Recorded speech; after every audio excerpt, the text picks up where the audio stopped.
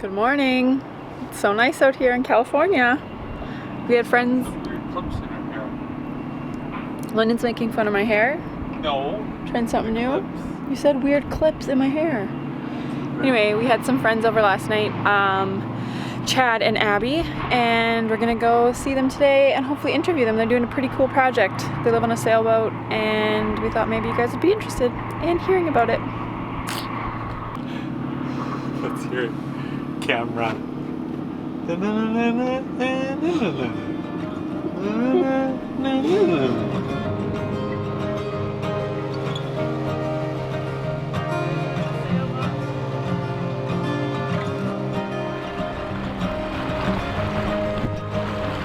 who are you guys? So I'm Chad, And I'm Abby. and we're the owners of Whistling Riggin, which is a 1979 Union Polaris 36, supposedly designed by Bob Perry. But if you ask Bob, he will completely deny that.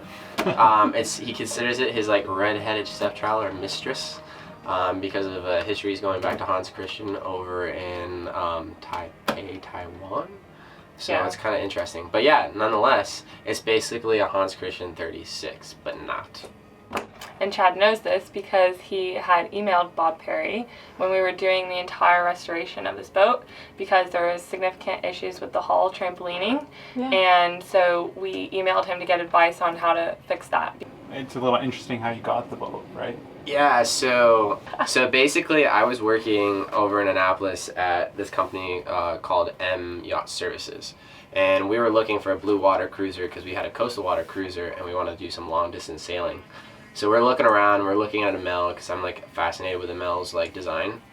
But Abby's like, hey, I found this boat on Instagram. I was like, this is a joke. And the person saying it's looking for a good home to go to, because a friend of ours, who is now a friend of ours, named Ash, was delivering the boat down here from Marina del Rey. And he's the one who made the post. And then Abby sent this 3-page biography of life's plans and the revelations of why human beings when they're on the earth, all wrapped into why we should get this boat. And he forwarded it on to this guy named Philip Holmesley, and he was the caretaker of this lady's estate named Donna Matson. And a part of her estate was this boat, and it was her prized jewel of her whole life was this boat, and she loved and adored this boat. And she basically tasked him with a mission of making sure that he found somebody who would take care of the boat and sail it and see it have a second life, basically. And so he spent 2 or 3 years to find the right set of people in his eyes, and when we got introduced, we fit the bill, I guess. I don't know, I'd say one of the cool things about Donna was that she was an educator as well. That was kind of where her passion was, in adventure and education for youth. And so she had a film production company that she created educational films with, and a lot of them were about her travels and things like that. So for example, she was the first American woman to summit Mount Kilimanjaro, which is pretty awesome. And she was also a female surfer in this area back in the mid-1900s, which Before just did not popular. happen. Yeah, and so the California Surf Museum did a special exhibit, Women on Waves, and she was featured as a part of it. And it was when she was still alive, so she got to attend and see her first surfboard there on display in the Women on Waves exhibit. Wow. So that was really cool, and kind of out of that inspiration was how we decided to start Ocean Learning. And what that is a nonprofit to create educational films. As we go around the world, we'll partner with local researchers and be able to talk to them about their research, whatever they're doing niche to their area, whether it's studying, kelp fields off of the California coast or a specific type of fish or whatever in Mexico, kind of talking to the experts who know everything about what they're immersed in, and being able to create a kid-friendly video of hey, let's go along with this researcher, we're going to do a data collection, come along, and have that kind of be the way that we are able to, as we sail, share what we're doing with a younger community to inspire them to kind of live a life as adventurously as Donna did, as adventurously as we hope to kind of do as well. The goal with the content is that it'll have a video created 5 to 10 minutes, maybe a little longer, depending on the type of research they're explaining. And then we'll have an educational curriculum that goes alongside it. and then that way a teacher can literally pick that up and use the curriculum and the video for a lesson. And then even expand it further and say we have our first series probably be something like Southern California specific. And so we'll be able to have, you know, a curriculum of not just one day of work for their students, but maybe 5 days of work for their students to really dive into what the California coast has research-wise going on, what the scientists are learning about the coast here. And then once we're able to leave, maybe Mexico's next, and then we have a series for Mexico. And as we go around the world, we'll suddenly have this whole chronicle of different series all over the world. That's kind of the goal. So how can people support you? I think the best way people can support us is kind of by going to oceanlearning.org, which is the website we have specifically for the nonprofit, and kind of learning about what we're doing there. We have some different contact links as well on that page, and that can get you in touch with us and kind of get on our email list and whatnot, which once we're able to accept donations, that'll be made known to the list.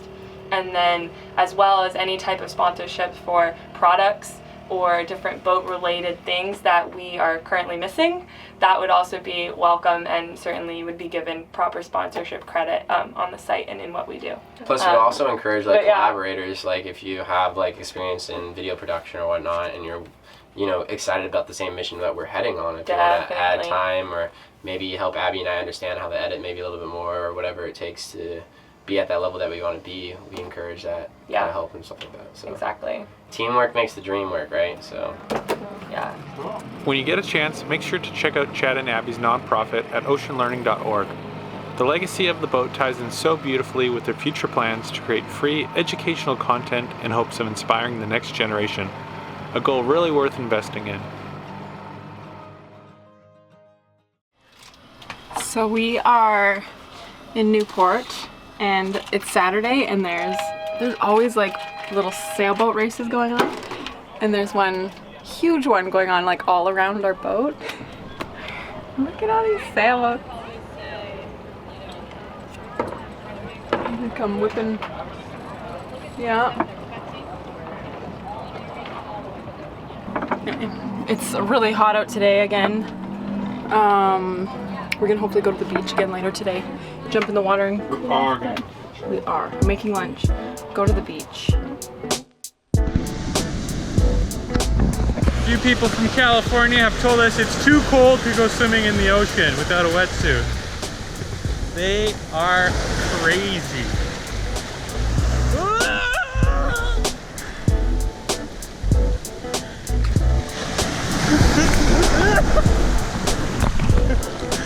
Look at Tim. Jeez, what a troop. Okay, let's do this one. Yeah, this is perfect.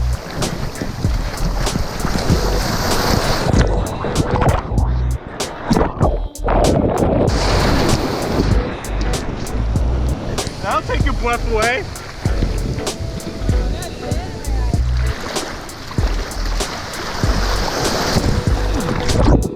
You stay there and videotape me.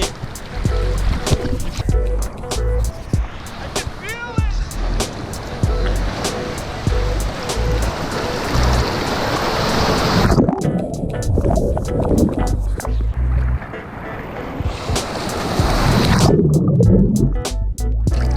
We're doing this one? This is big.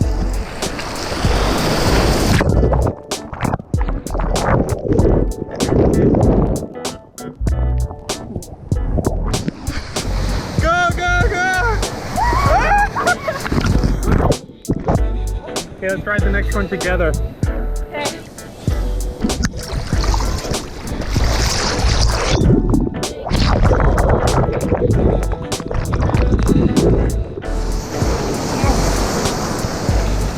Break time?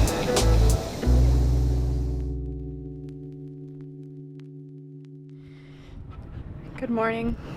Today I am going to do some sail repair on our Genoa. We noticed when we were coming down that it looks like one of the seams at the top has given way, so I am totally paranoid that all of the stitching on it is going to self-destruct, which would be absolutely horrible. But we're gonna pull it down. It's like way at the top, so stitch that up. We got some thread and some sail tape. I don't know if I'll need that, but yeah, I'm not looking forward to it. I need 2 hands. So this is where it rubs on the spreader. It's all rubbed right through. So I'll put sail tape over that, and then I'll have to restitch that because that's all coming out. And then this is where the threads all came out. And it looks like it just like disintegrated, so that is not good. I'll have to check the other threads on it. I'm a little overwhelmed just because of the potential of repair that would need to be done. But How's it going? good. I feel like I'm guessing at the stitch, but I think it's good. It's definitely a heavier thread, so. People are going to start to think you do all the work around here. And it needs a clean, but we're out of water, so I can't even clean it. Anyway. Good job. Thanks. This better hold for the rest of its life.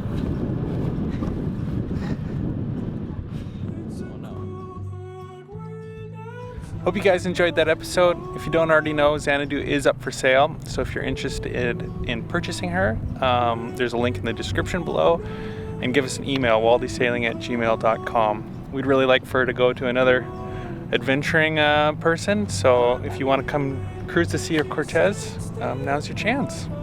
Thanks for watching, and we want you guys to know that even though we are selling the boat, we still have tons of footage that will be coming out in weekly episodes. So if you do like our episodes, make sure to subscribe, and we'll see you next Wednesday.